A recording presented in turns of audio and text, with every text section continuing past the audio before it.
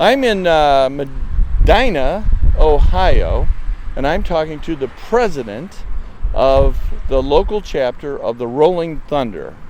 And your name again was? My name is Becky Blackmore, president of Chapter 8. Chapter 8. Now, how long have you been a member of Rolling Thunder? Since 2002. 2002, and that's about when they started, right?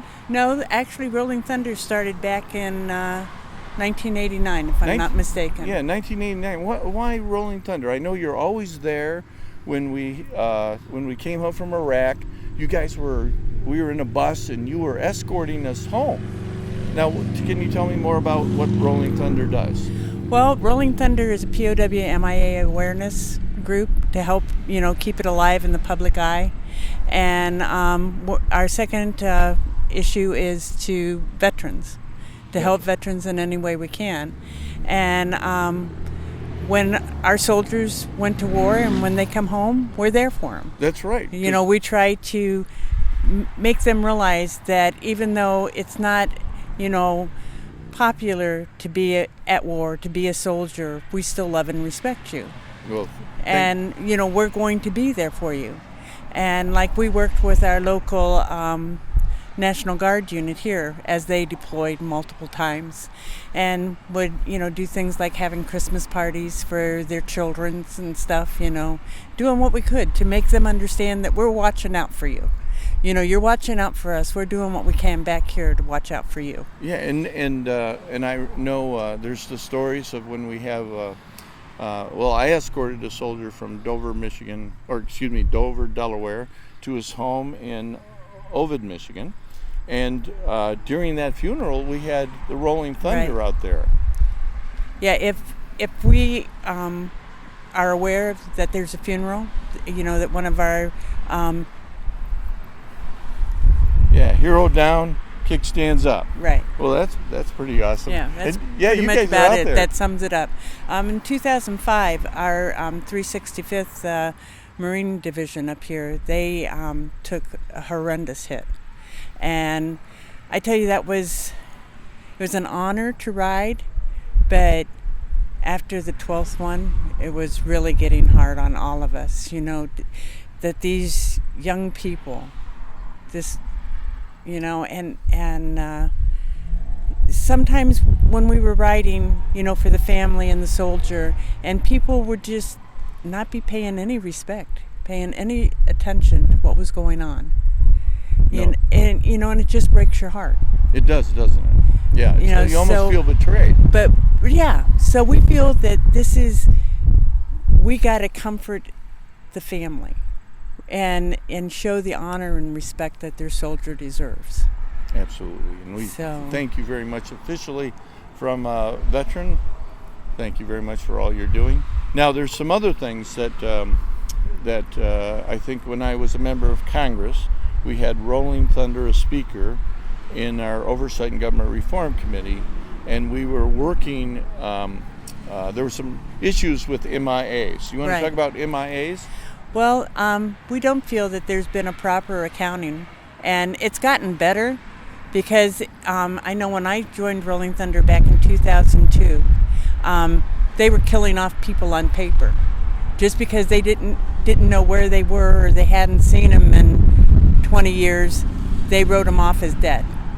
No, they're not dead until they're dead. Until you bring remains home, then they're dead. Yeah, we have to properly identify. Now, on that committee, we discovered that there were several groups within the government investigating MIAs, right? And one section of the Department of Defense or some other agency that's doing that, I forget exactly what it was, but they found the remains of the MIA and they took his remains to Dover, right? And they identified it. But in the meantime, we had another branch still looking for that guy. And so what we ended up doing, because of some of the things that the Rolling Thunder folks brought out, is we consolidated that. Now, you had a convention, I guess, and Well, we have a national convention every year where all of the presidents go to Washington, D.C., and, we go over our issues, and it's kind of like a business meeting for all of the chapter presidents and some of the other officers. And they call on members of Congress. And we go up on the Hill, And I on remember Friday. speaking to him, but you were telling me something about when you go and... Yeah, in the 10 years I've been going, I haven't spoke to a congressman yet. So. But they got to speak to me. I don't understand that. What's going on here? Because we call him, we make the appointment. Yeah, you did. And I remember because they brought him in, and that's because that committee, we were investigating that. Mm-hmm. And we went to Daryl Dysa, who's the chairman at the time, and we said, hey, you got to hold this hearing on this and that, and they did. Daryl Dysa was a great guy. I'm a little more conservative voter than him, but he was a great guy. He's always been up front with me, and he, I think it was the subcommittee got tasked for that, and I think we did some good. Yeah. Right. Yeah. And so now, how often are you called out? And when somebody calls you and say, "Hey, we're going to escort a fallen," how much notice do you get? Sometimes a day if we're lucky. A day. And other times we get a little bit more notice. Yeah. Because you've heard of the Patriot Guards. Yeah. They've got their ear to the ground, and we've got our ear to the ground. So when the word goes out, whoever gets it first just spreads the word until so we can get as many. So you got a calling list, right? Well, kind of, yeah, and the email. So we had in 2004, I think it was, we had a local boy that from our National Guard unit that was killed. And it really brought it close to home here. Yeah. And I got the word, and I, since it was so early on, we didn't have any protocol. We didn't have anything set up, and so I sent the plea to the Harley chapter and every Rolling Thunder chapter and every motorcycle group I knew. I said, please, guys, please give me 50 bikes. All I want is 50 bikes. They gave me 250. 250 for this little small town. Wow, that's terrific. And we brought them in. They came in from Akron and other places. Now these are the motorcycles we see with the decked out with all the flags, the American flags, and of course your colors. And it's a lot different than other motorcycle gangs, right? It's right. We're not a gang. Yeah, we're not a gang. You're there because you enjoy riding and doing this because it's the right thing. Well, see, the motorcycles, it's only a calling card because it's noisy. Yeah. And it gets people's attention. It sure does. So that's what the motorcycles are. Well, actually some of the guys like Artie and the founding fathers, they were in different groups. Yeah. But, and so a lot of that history is brought into us. But I've always looked at the motorcycle as a calling card. It makes a lot of noise. Yeah, it makes a lot of noise. And it gets people to pay attention. The young man that I was telling you about, Devin Gorella, his father and I, we were at a program that we were both asked to speak at. And he was talking about when his son died. And he said, whenever I hear the thunder, and he kept saying that, he kept referring to that. And then it dawned on me, he was talking about us. He was talking about... He wasn't talking about the weather. No, he was talking about the motorcycles. He was talking about when we rode for his son and how proud it had made him feel that we did that for him. Yeah. Now, so it's also what's in the heart, too. Because That's your heart's in the right place. You're supporting our veterans, and right. God bless you. And a little hug there. She's going to make me cry, I swear. Well, I didn't know who was going to make who cry here for a minute. I was watching you, and I'm going, okay, I'm choking up already. Knock it off. I was feeling, because I remember when we came home, the fire department came out, and they took their fire hoses and they made like a bridge. Yeah, it's beautiful, isn't it? Yeah, and they do it, and the Rolling Thunder's going through the whole thing, escorting the bus when we came home, and it was just totally awesome. It's something we didn't get when we came home from Vietnam. And that's part of the reason why we do it. So what do you mean, part of the reason? Well, because a lot of our guys are Vietnam vets. Yeah. And you guys didn't get your welcome home. No, don't put your Vietnam veteran on your resume. Yeah. Because, you're all crazy. Yeah. You're potheads and, baby killers, I think. Yeah, baby now killers. Now it's the baby killers. Yeah. Right? But, so, and the Vietnam veterans, the VVA of America, or Vietnam Veterans of America, right. They have a saying that never again will one generation turn its back on another. And that just makes my heart go tight every time I hear that. Yep. And I actually Dave's father, he was a Korean vet, And he said, those Vietnam vets are nothing but a bunch of damn crybabies. Well, you know, I am so proud of Vietnam vets. Of all those crybabies, whose monument was built by them? You know, nobody else has built their own monument. Vietnam vets built that monument. Yeah, we all chipped in.